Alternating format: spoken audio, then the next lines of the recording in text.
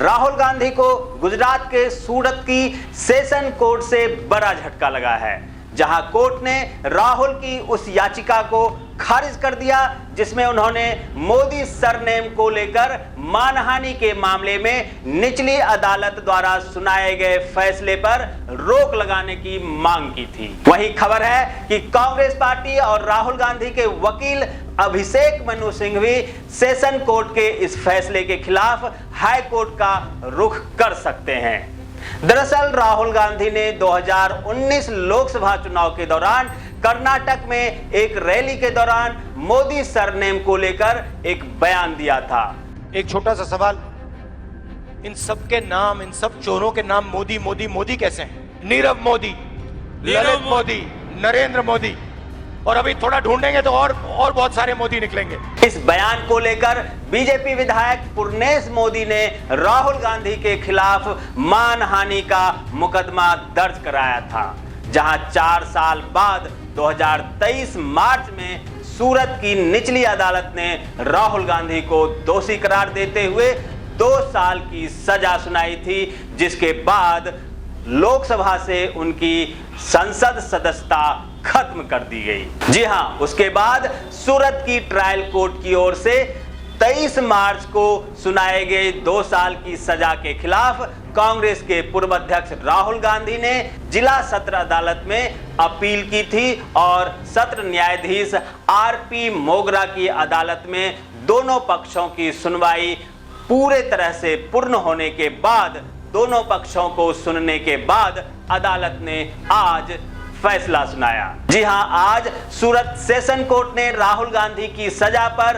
रोक लगाने से मना कर दिया और उनकी याचिका को खारिज कर दिया। इसका मतलब स्पष्ट है कि राहुल गांधी की संसद सदस्यता दोबारा बहाल नहीं की जा सकेगी। इस फैसले पर हालांकि कई राजनीतिक सवाल उठेंगे, लेकिन उससे पहले उन सभी सवाल उठाने वाले को ये सोच लेना चाहिए कि इस फैसले में क्या क्या हुआ, क्या क्या दलीलें अब कांग्रेस पार्टी ने दिए और क्या क्या दलीलें जो मोदी सरनेम के खिलाफ याचिकाकर्ता पुर्नेश मोदी हैं उन्होंने दिए। हालांकि फैसला सुनाने से पहले राहुल गांधी के वकील आर.एस. चीमा ने कोर्ट में दलील दिया था कि यह पूरा मामला इलेक्ट्रॉनिक साक्ष्य पर आधारित है। 100 किलोमीटर दूर बैठे एक व्यक्ति ने, अर्थात पुर्नेश मोदी ने टीवी चैनल पर राहुल गांधी का बयान देखा और बयान देखने के बाद उन्होंने ये मुकदमा दर्ज कराया, ये शिकायत दर्ज कराई थी। चीमा ने आगे कहा, इस मामले में निचली अदालत ने अधिकतम सजा दी है जो कि जरूरी नहीं थी।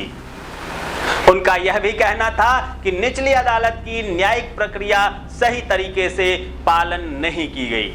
अदालत का फैसला निष्पक्ष नहीं लगा। वह बड़ा अजीब था उनका यह कहना। उन्होंने यह भी कहा था कि इस मामले में आरोपी को अधिकतम 2 साल की सजा सुनाई गई। यदि 1 दिन की सजा भी कम होती तो राहुल गांधी की लोकसभा सदस्यता बच सकती थी। इस पर अदालत ने कहा कि ये सबको पता है, इसमें नया क्या है, आप नया कुछ बताइए। उधर शिकायतकर्ता पुर्नेश मोदी के वकील हर्षित टोलिया ने अपने जवाब में कहा कि राहुल गांधी पर अपमानजनक टिप्पणी करने और उसे दोहराने का आरोप था। उन्होंने कहा कि संसद में कानून बनाए जाते हैं, राहुल गांधी उसका हिस्सा हैं, राहुल गांधी खुद उसके दौरान संसद में रहते हैं। इसके बावजूद अगर ऐसे लोग ही कानून की पालन नहीं करेंगे तो कानून के साथ खिलवाड़ नहीं होगा तो क्या होगा। आम जनता में इसका गलत संदेश जाता है। इस मामले में राहुल गांधी ने मोदी उपनाम का उल्लेख करते हुए लोगों से पूछा था, सभी चोरों का उपनाम मोदी क्यों होता है? ढूंढो और भी मोदी मिल जाएंगे। ये बयान ही राहुल गांधी को इस मुसीबत में लाकर खड़ा कर दिया है और जब तक राहुल गांधी बयान से माफी नहीं मांगेंगे, इस बयान के लिए माफी नहीं मांगेंगे, तब तक एक्सपर्ट का कहना है कि चाहे वो सेशन कोर्ट हो, हाई कोर्ट हो या सुप्रीम कोर्ट हो, उन्हें कहीं से भी राहत मिलना मुश्किल है। जी हां, 2019 के लोकसभा चुनाव के दौरान कर्नाटक के कोलार में राहुल गांधी ने एक चुनावी सभा में भाषण में मोदी उपनाम का उल्लेख करते हुए कहा था कि सभी चोरों का उपनाम मोदी क्यों होता है। वकील टोलिया ने अदालत को यह भी बताया कि निचली अदालत में निर्णय सुनाने वाले दिन राहुल गांधी ने बचकाना व्यवहार प्रदर्शित किया था और अदालत के बाहर एक बड़ा प्रदर्शन किया था। उनका यह व्यवहार कोर्ट में अभिमानी व्यक्ति जैसा दिखाता है। टोलिया ने अदालत को यह भी बताया कि राहुल गांधी ने निचले अदालत में अपने अपमानजनक बयान के लिए माफी मांगने से भी इनकार कर दिया था और इन्हीं सब चीजों को देखते हुए निचली अदालत ने जो फैसला सुनाया है वो सही है, सटीक है, उसे बदलना सही नहीं होगा। अगर वो माफी नहीं मांगते हैं और इसके बजाय उन्हें माफ किया जाता है तो देश में, जनता में गलत मैसेज जाएगा। ये सारी दलीलें सुनने के बाद, दोनों पक्षों के पूरी दलीलें सुनने के बाद सेशन कोर्ट ने राहुल गांधी की याचिका को खारिज करते हुए उनके सजा पर रोक लगाने से मना कर दिया है। वहीं मोदी सरनेम मामले में कांग्रेस के पूर्व अध्यक्ष राहुल गांधी को सूरत की अदालत से झटका लगने के बाद बीजेपी को हमला करने का मौका मिल गया, जिसके बाद बीजेपी प्रवक्ता संबित पात्रा ने कहा कि राहुल गांधी की सजा पर रोक न लगाकर अदालत ने दिखा दिया है कि वो किसी के दबाव में नहीं आने वाले हैं। जी हां, पात्रा ने कहा कि बीते दिनों जिस तरह से कोर्ट में कांग्रेसी नेताओं ने जाकर अपना शक्ति प्रदर्शन किया और जिस तरह से ट्रायल कोर्ट पर यह दबाव बनाने की कोशिश की कि राहुल गांधी को साजिश के तहत सजा मिली है, उसे ये बड़ा झटका लगा है। भाजपा नेता ने कहा कि कोर्ट के फैसले ने दिखा दिया कि राहुल गांधी अदालत से ऊपर नहीं है और कोर्ट किसी के दबाव में काम नहीं करती है। और आज जब ये जजमेंट आया है, मैं कहूंगा this is the victory of the common people of India. ये साधारण जनता के लिए तो विजय का उत्सव है ही, पिछड़े वर्ग के लिए विजय का उत्सव है ही, ये न्यायपालिका के लिए भी एक बहुत बड़ा विजय है, क्योंकि जिस न्यायपालिका के खिलाफ सड़कों पर आंदोलन करके मोबिलाइजेशन करने का काम कांग्रेस पार्टी कर रही थी, आज उसी न्यायपालिका ने कहा कि आप कितना भी दबाव या प्रेशर की राजनीति हमारे ऊपर करने की कोशिश कर सकते हैं, मगर we don't buckle under pressure.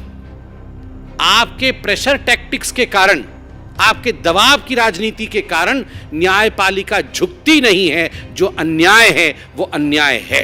Patra ने कहा कि राहुल गांधी यह मान रहे थे कि इस समाज को, अर्थात मोदी समाज, ओबीसी समाज को वो गाली देते रहेंगे और बचकर निकल जाएंगे, लेकिन ऐसी उनकी गलतफहमी थी।